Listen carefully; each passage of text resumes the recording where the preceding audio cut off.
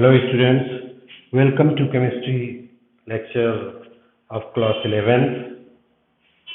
Today we will study the chapter 9 hydrogen and the topic is physical properties of water, chemical properties of water, structure of water and structure of ice. So we will discuss one by one to all these topics. First of all, physical properties of water. So number one, clean water is transparent, tasteless, odorless, colorless liquid. Its MP is 273 Kelvin, BP is 373 Kelvin. Its maximum density is found at 277 Kelvin, that is 4 degrees Celsius. Water has high value of its almost all the physical parameters like dielectric constant, heat capacity, thermal conductivity, etc. Number 5, due to high dielectric constant, water dissolves many or almost all the inorganic compounds in it,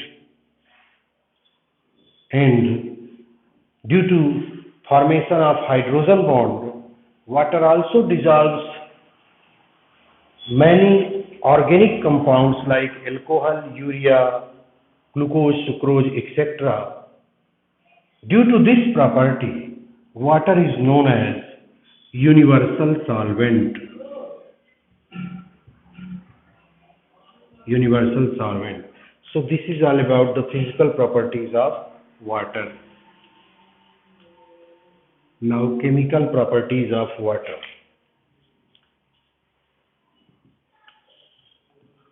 Chemical properties of water. Although there are many types of chemical properties of water, but here we will discuss some important chemical properties. Out of them, first is amphoteric nature.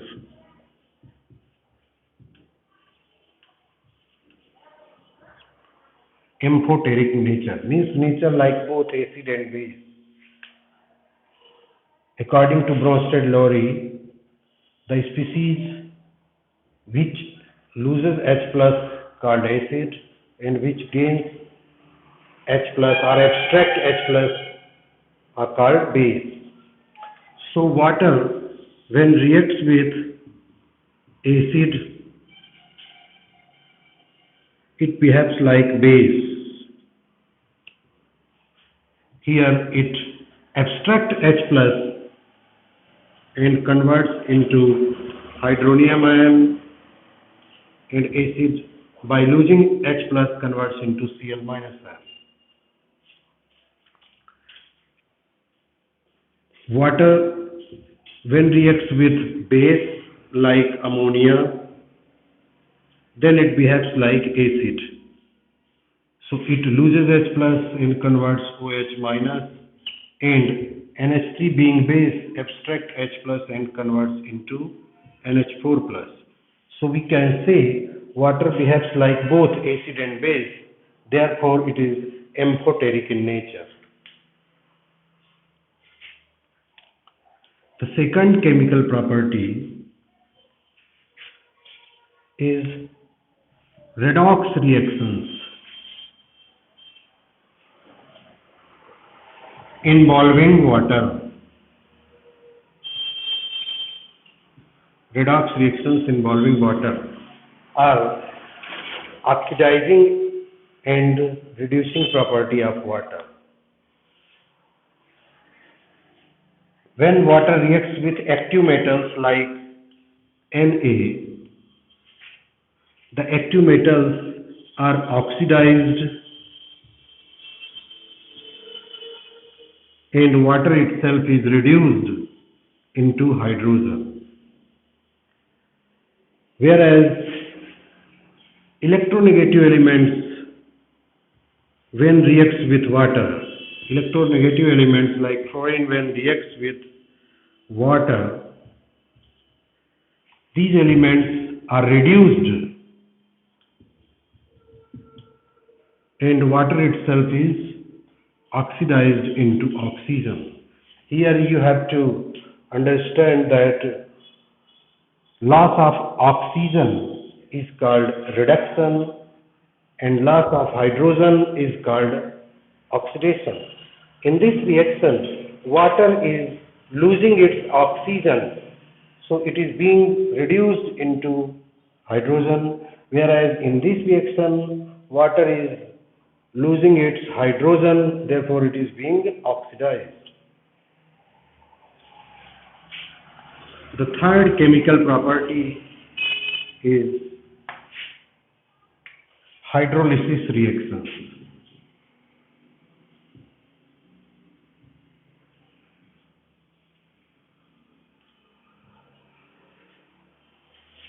Although many ionic compounds, when dissolved in water, dissociate into ions and their ions are hydrated. However, many ionic and covalent compounds, when dissolved in water, get hydrolyzed, like phosphorus pentaoxide P4O10 plus 6H2O. This hydrolyzed into phosphoric acid. Similarly, SiCl4, silicon tetrachloride, when reacts with water, it is hydrolyzed into SiO2 and 4HCl. So these are the hydrolysis reactions of water. Fourth type of chemical property is hydrate formation.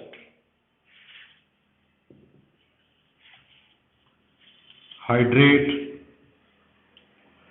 formation. Many salts, when dissolved in water, converts into crystalline hydrate. Such an association of water with salt occurs in many ways. Number one, coordinated water.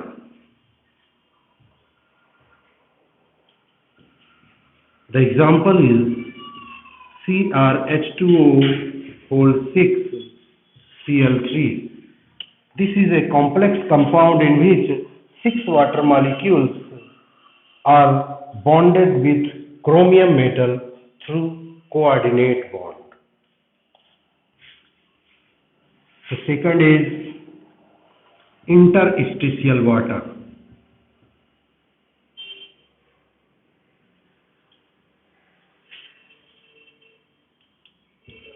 Interstitial water.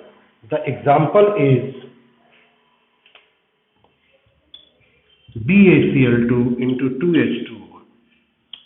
Here, water molecule fits in interstitial space of crystalline structure of BaCl2. So this is interstitial water. Third is hydrogen bonded water. Hydrogen bonded water. The example is CuH2O whole 4 plus 2SO4 minus 2 into H2O.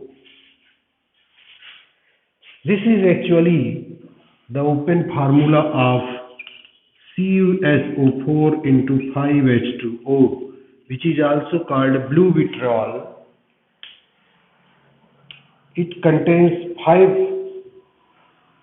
molecules of water as hydrate water. Out of them, only one water molecule existing outside the square bracket is coordinated. Rest 4 water molecules are bonded with copper through hydrogen bond. So here hydrogen bonded water is there. So these are the chemical properties of water. Now continuing the topic, we will study or we will discuss about the structure of water.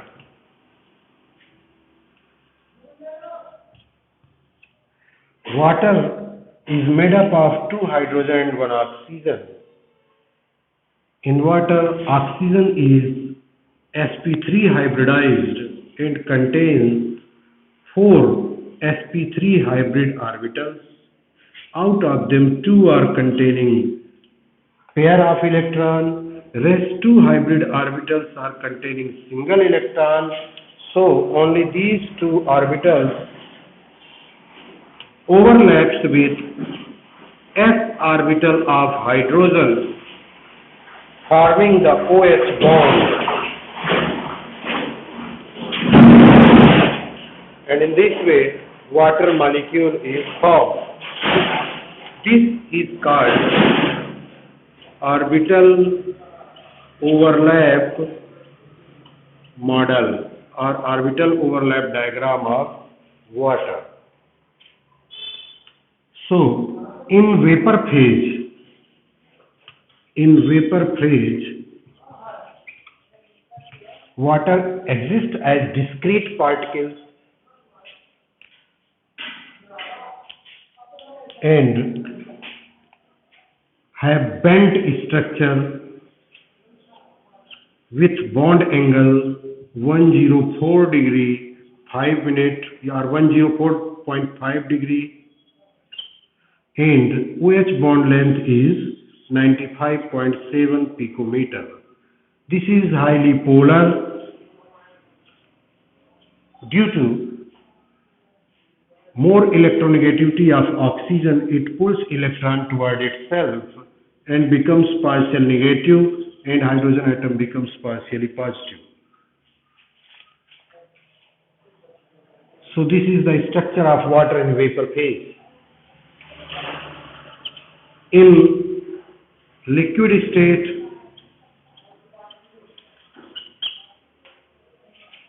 the molecules of water associates with each other through hydrogen bond.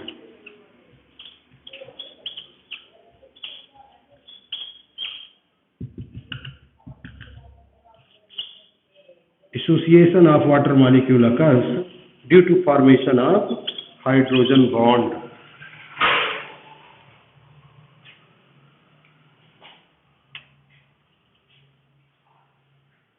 In solid state, water is known as ice, which is crystalline in nature. So now we will discuss the structure of ice.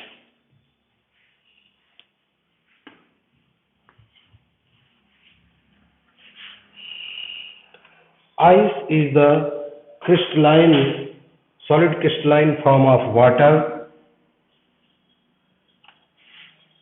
In ice, each oxygen atom is tetrahedrally surrounded by 4 hydrogen atoms.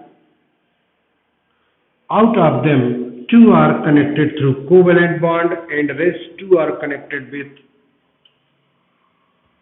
hydrogen bond.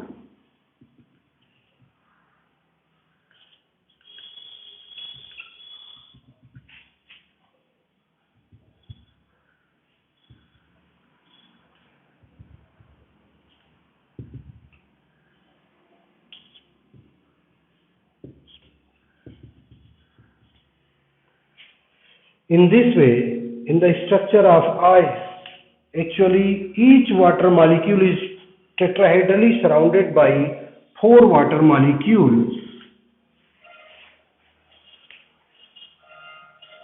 and it attains the open cage-like tetrahedral structure with a number of vacant space in it.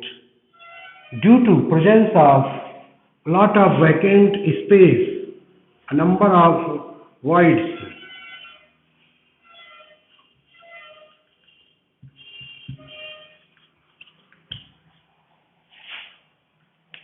number of holes are present, a number of vacant space are present in the ice. This vacancy makes the ice lighter than water. That's why ice floats on water. Thank you.